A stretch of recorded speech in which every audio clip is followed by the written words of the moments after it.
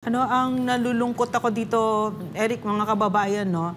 Kasi nga puro politika ang nasa isip ng mga nandito at hindi na nagsisilbi sa bayan. Obvious ba? Kita naman natin. Kitang-kita natin, no, na hindi na nagsisilbi.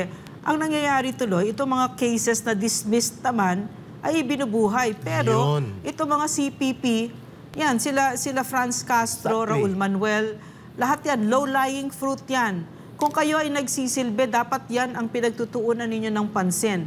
But I think the last thing in the mind of this administration is to serve the Filipino people. It's really just to whatever their political agenda is, one of which is term extensions. Kapal na mga mukha talaga, no? Hindi na nga kayo nagsisilbi. Gusto nyo pang patagalin ang impyerno ng Pilipina na dinaranas namin sa inyo. Correct. Dahil hindi kayo nagsisilbi. So, ang punto ko dito, no? Because they're so focused on their political ambitions, on the wayside na yung serbisyo sa Pilipino. Imbes na ang habulin nila ay ang mga komunistang terorista, ang hinahabol nila ay yung taong sumusuporta sa gobyerno.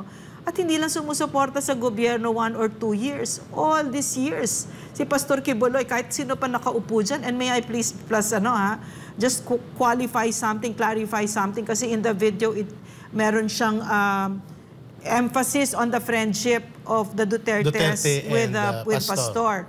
But that friendship is apart from from governance. Kasi ang alam ko kung bakit sinusuportahan ni Pastor ang mga Duterte, kasi totoong nagsisilbi sila sa bayan.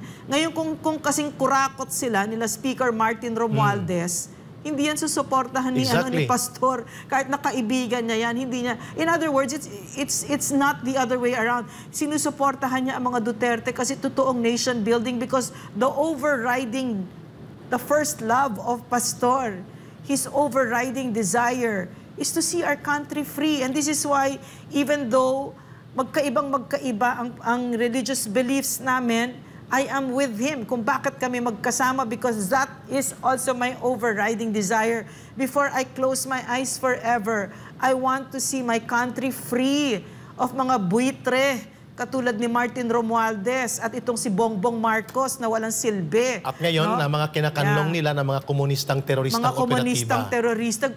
Yan ang gusto namin dito. Yun ang gusto namin kasi, okay, may politikong bulok. No? Sige, parte naman yan sa buong mundo, ganyan yan. Pero habang nandyan, ang CPP, NPA, NDF, the Philippines has no chance of flying. There's no chance. Uunahan tayo kahit ng Laos at ng Cambodia. Correct. No, yan ang kwento ng Pilipinas.